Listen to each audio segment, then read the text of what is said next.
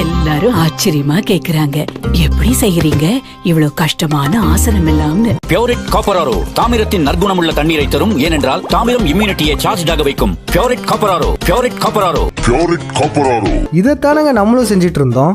இதெல்லாம் சயின்ஸ் இல்ல, மூட நம்பிக்கை அப்படின்னு சொல்லிட்டு நம்ம அறிவியலை திருடி நம்ம கிட்டே விக்கிறாங்க பாத்தீங்களா.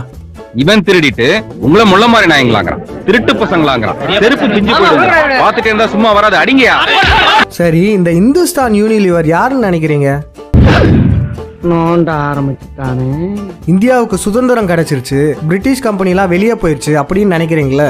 ஆனா அதே பிரிட்டிஷ் கம்பெனி தான் இப்ப பேரை மாத்திக்கிட்டு இந்துஸ்தான் யூனிலிவர்னு இருக்காங்க. உன் பேரை வைக்கலங்கிற கோபம் கூட இல்லாம அவங்க பேரை வச்சிருக்கே, உனக்கு எவ்வளவு பெரிய மனசுடா.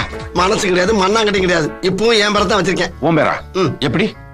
சீனி சீனா, தமிழரசன் தானா, சீனா தானா. இப்ப அவங்களுக்கு தெரியாம நான் சைலண்ட் பார்ட்னர், தெரியுதா? இவங்க மட்டும் இல்ல, இன்னும் 2 பேரும் அவங்க அடையாளத்தை மறைச்சுக்கிட்டு தமிழ்நாட்டுல சுத்திக்கிட்டு இருக்காங்க. அவங்க யாருன்னு அவங்க கிட்டே கேட்டா என்ன சொல்லுவாங்க தெரியுமா? சார் கேக்குறல சொல்லுங்க. ஏன் உங்களை கேட்கலையா? எங்களை கேட்டது இருக்கட்டும், உங்களையும் கேட்டார்ல, நீங்க சொல்லுங்க. இந்த இந்துஸ்தான் காப்பர் பியூரிட் மட்டும் இல்ல, கோல்கேட்ல உப்பு இருக்கு, Lever Ayush shikakai shampoo, mister Gold சுத்தமான செக்கு எண்ணெய், இது போல பல விளம்பரங்களை நம்ம இப்ப பார்க்க முடியுது. ஏன் இந்த மாதிரிலாம் விளம்பரம் பண்றாங்க? ஏன்னா இது சத்தியயுகம். மக்கள் நல்லதை தேடி போவாங்க, தற்சார்பு பக்கம் திரும்புவாங்க.